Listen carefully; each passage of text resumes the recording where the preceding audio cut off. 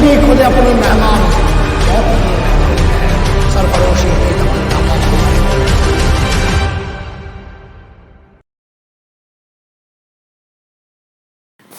Hello, मैं seal defence academy doctor Saurabh Dwivedi. आज आपके बायोलॉजी का क्लास है और वो क्लास है सेल से रिलेटेड क्वेश्चंस देखेंगे हम लोग। सबसे पहले हमें ये जानना होगा कि सेल है क्या। एक्चुअल में सेल जो होती है किसी भी लाइफ की फंक्शनल और स्ट्रक्चरल यूनिट होती है, यानी संरचनात्मक और क्रियात्मक इकाई होती है। एक क्वेश्चन जो सबसे ज़्यादा बार पूछा गया कि सेल टर्म किसने दिया, वो रॉबर्ट हुक साहब ने दिया था। ठीक है। और जो एग्ज़ाम में बार बार पूछा जाता है स्मॉलेस्ट सेल, लॉन्गेस्ट सेल, ज़रा उस पर एक बार हम चर्चा कर लेते हैं। देखिएगा, जो हमारी सबसे छोटी सेल है वो है माइकोप्लाज्मा। क्या? माइकोप्लाज्मा। कभी कभी इसे पीपीएलओ के नाम से भी कह देते हैं। और लॉन्गेस्ट सेल अगर बात करें तो वो है न्यूरॉन। ये काफ़ी लंबी होती है, आपको भी पता है, आपके सर से आपके पैर तक जाती है। बिगेस्ट, बिगेस्ट मतलब होता है कि सबसे बड़ा।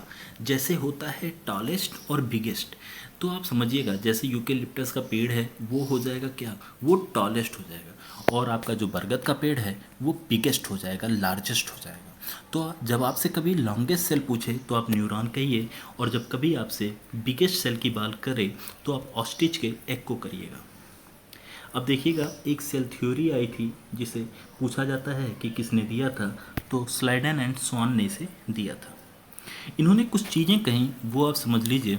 इन्होंने कहा जब भी कोई ऑर्गेनिज्म बना होगा तो वो सेल से बना होगा, और जितनी भी ऑर्गेनिज्म की बॉडी या कुछ भी है वो सेल से बनी होगी।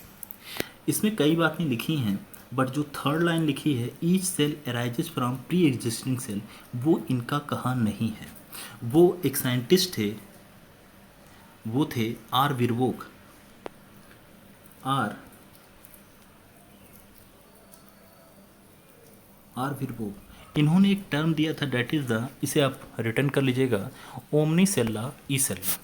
इसका मतलब होता है कि हर एक ऑर्गेनिज्म अपनी प्री एग्जिस्टिंग सेल से ही आया हुआ है। अब ज़रा आगे देखते हैं कि कितने टाइप की सेल हैं। थोड़ा सा क्रैश कोर्स है तो थोड़ा सा फास्ट ही देखिएगा, और केवल इंपॉर्टेंट पॉइंट पे ही डिस्कस करना है हमें।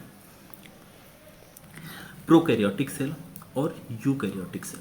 प्रोकैरियोटिक सेल में जो पूछा जाता है वो यही पूछा जाता है क्या इनमें न्यूक्लियर मेम्ब्रेन होता है, तो इसमें कोई भी न्यूक्लियर मेम्ब्रेन नहीं होता। और दूसरी जो इम्पॉर्टेंट बात है वो ये है कि इसमें जो मेम्ब्रेन बाउंडेड, यानी ऐसे ऑर्गेनेल, ऑर्गेनेल का मतलब होता है कोशिकांग, ऐसे ऑर्गेनेल जिनके पास मेम्ब्रेन हो, झिल्ली हो, वो सब के सब एब्सेंट होते हैं। ये कई बार पूछा जा चुका है आपसे। ठीक है। अब बात आती है सर तो प्रोकैरियोट का क्या कोई एग्जाम्पल है, तो यस बेटे है।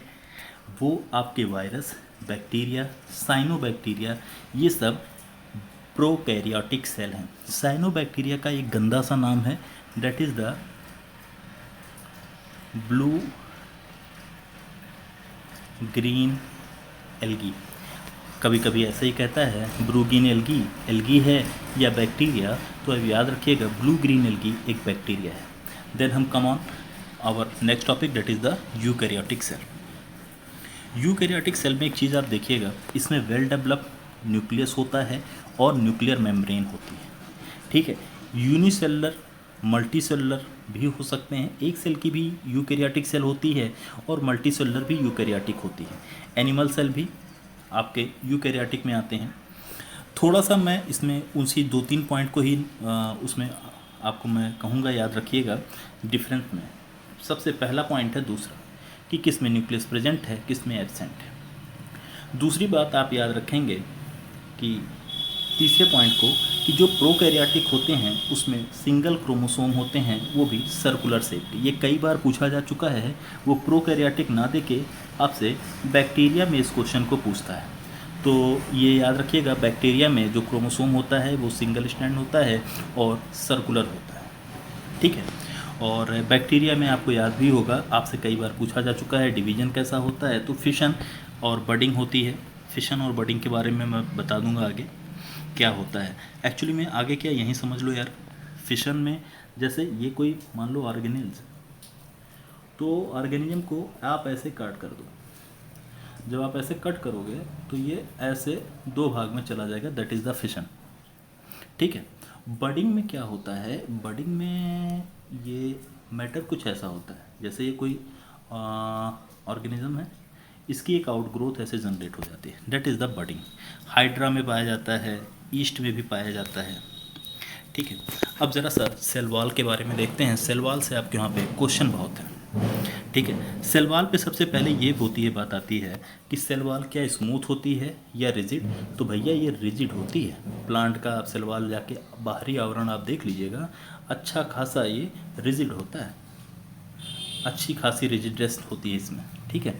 बात आता है सर ये बनी किसकी होती है, तो most important question is that कि ये बनी किसकी होती है। तो याद रखिएगा ये सेलुलोज की और काइटिन की। काइटिन कहाँ पे होता है, ये आप में आ चुका है, ये फंजाई में पाया जाता है, रिटर्न कर लेना, फंजाई में पाया जाता है। और मोस्ट ऑफ द प्लांट में जो सेल वॉल होती है वो सेलुलोज की होती है। ठीक है। काइटिन की सेल वॉल कहाँ बनी होती है, दो बार रिवाइज करो, ये बनी होती है फंजाई में, और नॉर्मली कहाँ पे है, सेलुलोज में है। बहुत इंपॉर्टेंट सवाल है। ठीक है। अब हम आगे की तरफ बढ़ते हैं, that is the cell membrane. अब भैया एक चीज़ याद रखिएगा, इसमें दिया नहीं है तो आपको रिटर्न ही करना पड़ेगा कि जो सेल वॉल होती है, सेल वॉल जो होती है वो कैसी होती है, लिविंग या नॉन लिविंग। भैया ये नॉन लिविंग होती है, डेड होती है। डेड का मतलब है ये हमेशा परमिएबल होती है, किसी को रोका टाकी नहीं करती है। जो सबसे इम्पॉर्टेंट बात है वो फिर से यही है कि सेल मेम्ब्रेन को आप प्लाज्मा मेम्ब्रेन भी कहते हैं। ठीक है। और देखिएगा ये आउटर कवरिंग है एनिमल सेल की। तो भाई आपसे पूछ सकता है प्लांट की आउटर कवरिंग अभी पढ़ के आए हैं, दैट इज़ द सेलुलोज। ये परमिएबल नहीं, ये पॉइंट गलत है। ये सेमी परमिएबल, या ये समझ लीजिए कि ये सेलेक्टिवली परमिएबल होती है। ये किसकी बनी होती है, ये फास्फोलिपिड की बनी होती है। क्लास में मैं इसके ऑर्गेनाइजेशन वो फास्फोलिपिड के बारे में बताता हूँ, सैंडविच मॉडल बताता हूँ। एक मॉडल है याद रखिएगा सेल मेम्ब्रेन का, वो है क्वासी फ्लूइड मॉडल या मोज़ैक मॉडल। याद रखिएगा, इसको एक बार फिर से रिपीट करता हूँ, रिटर्न कर लेना। क्वासी फ्लूइड मॉडल या मोज़ैक मॉडल, ये किसने दिया था, बहुत बार पूछा जाता है। ये सिंगर और निकोलसन ने दिया था, इसको लिख लेना। अब आती है बात प्रोटोप्लाज्म की। तो याद रखना प्रोटोप्लाज्म जो है टर्म पुरकिंजे ने दिया, और ये अंदर का फ्लूइड होता है। ठीक है। अब ये प्रोटोप्लाज्म जो होता है वो दो चीज़ों से बना होता है, साइटोप्लाज्म और न्यूक्लियोप्लाज्म। साइटोप्लाज्म मतलब जैसे मान लो ये कोई एक सेल है, ये एक सेल है आपकी, इसके अंदर ये न्यूक्लियस है, इसके अंदर का पानी न्यूक्लियोप्लाज्म, इधर का पानी साइटोप्लाज्म, दोनों प्लस कर दो, न्यूक्लियोप्लाज्म और cytoplasm, that is the protoplasm. बस। ठीक है। माइटोकॉन्ड्रिया में जो सबसे इम्पोर्टेंट बात है वो याद रखना, ये डिस्कवरी कोई इम्पोर्टेंट नहीं है, ये डबल लेयर है। इनर मेम्ब्रेन में जैसे आपकी फिंगर्स होती हैं इस तरह से फोल्डिंग पाई जाती है, जिसे हम कहते हैं क्रिस्टी। क्या कहते हैं, क्रिस्टी कहते हैं। और जो इसके अंदर पानी पाया जाता है, माइटोकॉन्ड्रिया के अंदर के पानी को हम कहते हैं क्या, दैट इज़ द मैट्रिक्स। और इसी मैट्रिक्स में एंजाइम्स और कोएंजाइम्स पाए जाते हैं, क्योंकि आप जो माइटोकॉन्ड्रिया होता है उसे आप power house of the cell कहते हो, क्योंकि ये कहीं ना कहीं मदद करता है आपके एनर्जी प्रोडक्शन में, जो सेलुलर रेस्पिरेशन से रिलेटेड है, एटीपी फॉर्मेशन में मदद करता है।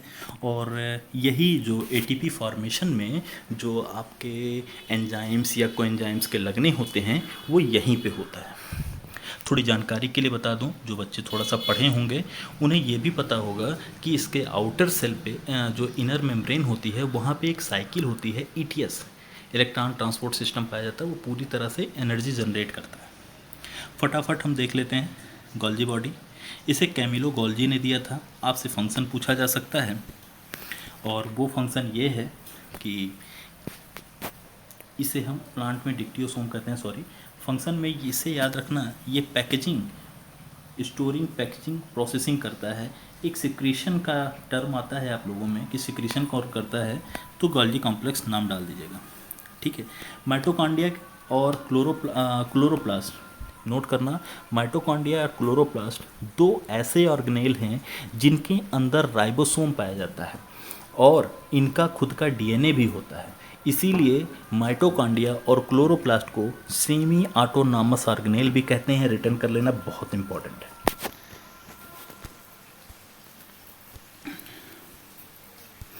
अब जरा सा हम देखते हैं इंडोप्लाज्मिक रेटिकुलम के बारे में। इसका मतलब होता है अंतःप्रदीप्ति जालिका। ये दो तरह की होती है, एक होती है RER और एक होती है SER, ठीक है। RER और SER।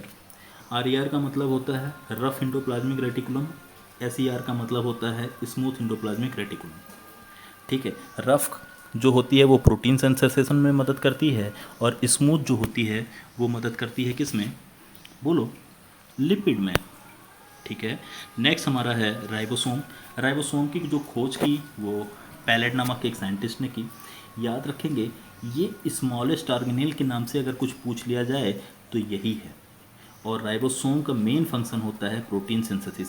जस्ट इससे पहले भी हमने देखा कि जो RER है, इंडोप्लाज्मिक रेटिकुलम है रफ वाला, उसमें की जो रफनेस होती है ना, वो माइटोकॉन्ड्रिया के प्रेजेंस के कारण होती है। लास्ट ईयर आपने क्वेश्चन आया था, वो यहाँ पे है, उसे ज़रा गौर करना।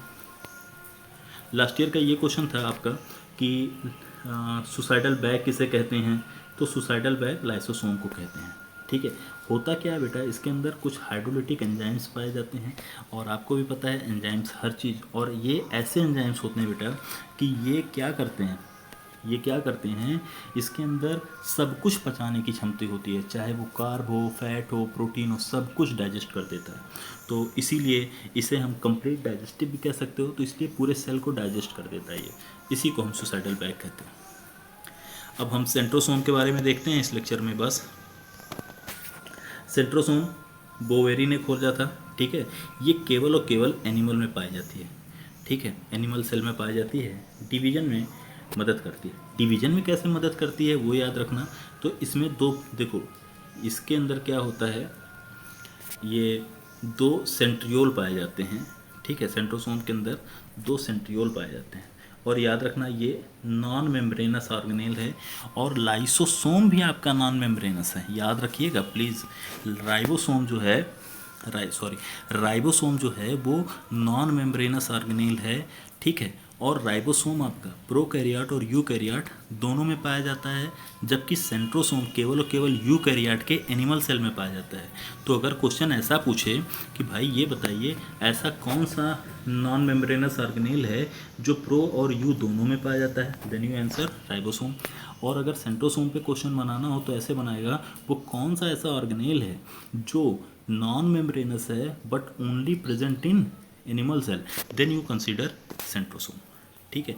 नेक्स्ट वीडियो हमारी होगी, ठीक है, लिपिड के अंदर, और उसी दिन हम सेल डिवीज़न को भी कंप्लीट करेंगे। और thank you so much. Civil defence academy की तरफ से जो ये प्रोग्राम चल रहा है, ज़्यादा से ज़्यादा इसमें पार्टिसिपेट करिए, बेनिफिट ज़रूर होगा, क्वेश्चन ज़रूर मिलेंगे। Thank you.